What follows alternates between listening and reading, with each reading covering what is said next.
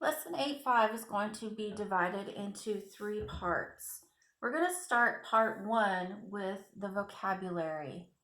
Do you remember how addition has an opposite operation, which is subtraction, and multiplication has an opposite operation, which is division?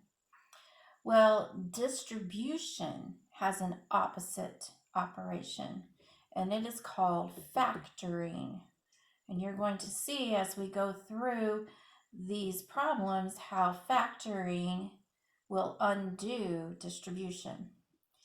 First of all, factoring says to express a polynomial as the product of monomials and polynomials. So when we get done factoring, we're going to have something being multiplied by something else as our answer. The next one is factoring by grouping.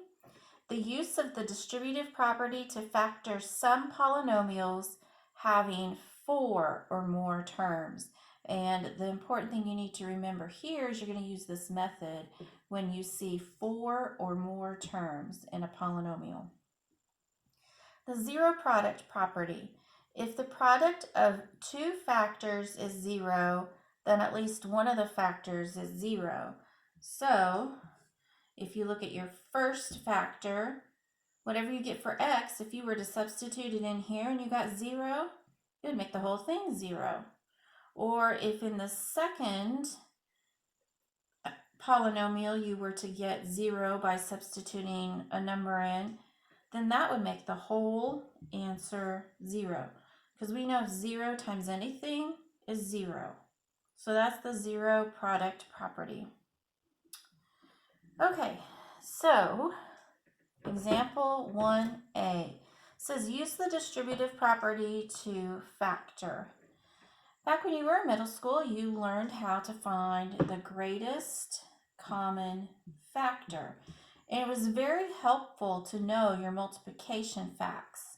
If you are not familiar with your multiplication facts, this may take you some time, and you're going to spend a lot of time using your calculator to come up with what makes or what multiplies together to make a number.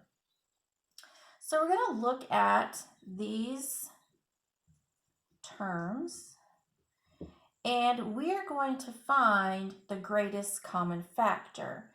And one way you can do that is writing down the prime factorization of each factor within this polynomial. So let's look at 15. We know that 15's prime factorization is 3 times 5.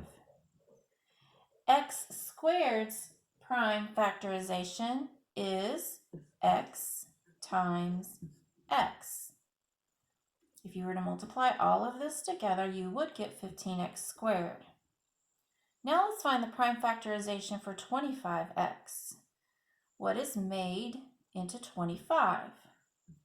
5 times 5 makes 25, and then we just have the x by itself. Okay, this is the long way around to do this, but I want you to understand where I'm coming from when I do another one later. I'm actually using the prime factorization. So let's look and see what they have in common. We have a 5 in common. We have an x in common.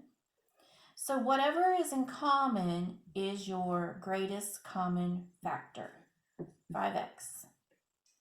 Now let's look at what was left from our first term. And this is going to be what we have in the end. We had a binomial up here, so we're going to have a binomial inside of our parentheses. So what was left? We have a 3 and an x. So this is 3x. And I'm going to use this plus sign.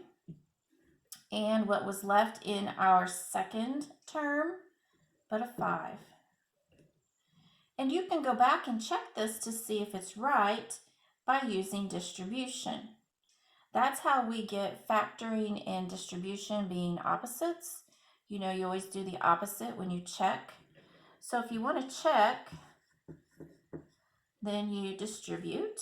5x times 3x is 15x squared, and 5x times 5 is 25. And this matches our original problem. So let me restate that factoring is opposite of distribution. When you get done, your final answer is going to be a multiplication problem. So let's look at example 1b.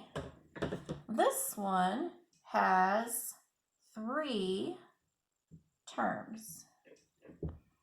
So essentially, we need to look at our coefficients first. I'm going to box those off so you can see that that's what we're looking at first. What is the greatest common factor of 12, 24, and 30? Well, they all have a 2 in common, but that's not the greatest one. They all have a 3 in common, but that's not the greatest one either. The greatest one that they have in common is a 6. 6 will go into 12 twice. 6 will go into 24 4 times, and 6 will divide into 30 5 times. Next, I'm going to look at the variable y. So I have x. So I have an x here, and an x squared here. The greatest common factor of these 3 would be an x. Now I'm going to look at the last variable, which is a y. Here I have a y squared, and lastly a y to the 4th. So what do they have in common? Well, here's 1, 2, and 4. So 1y in common. Okay.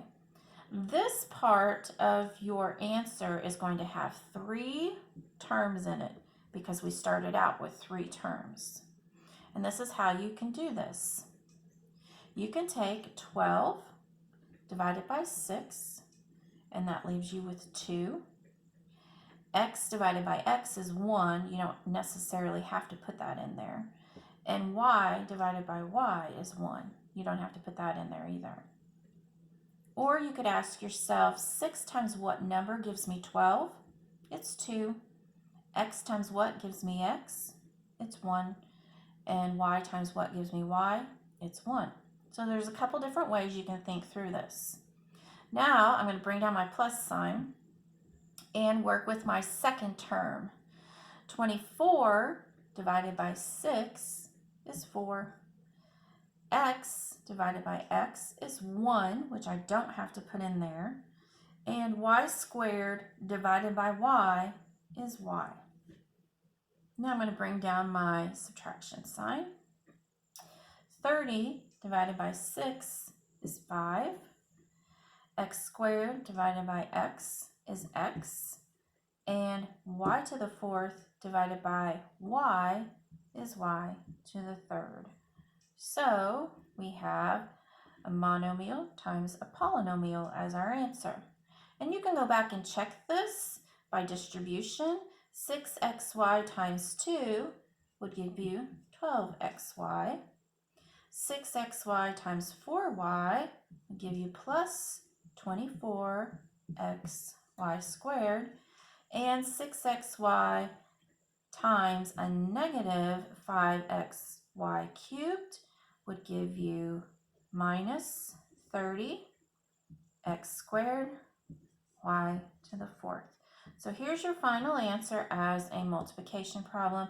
You can go back and check if you want to. You don't have to, but this is just a way to see if you've come up with the correct answer. I'm going to go ahead and stop part 1. Part 2 will be factoring by grouping, and we will be doing examples 2, 3, 4, and 5 on the next lesson.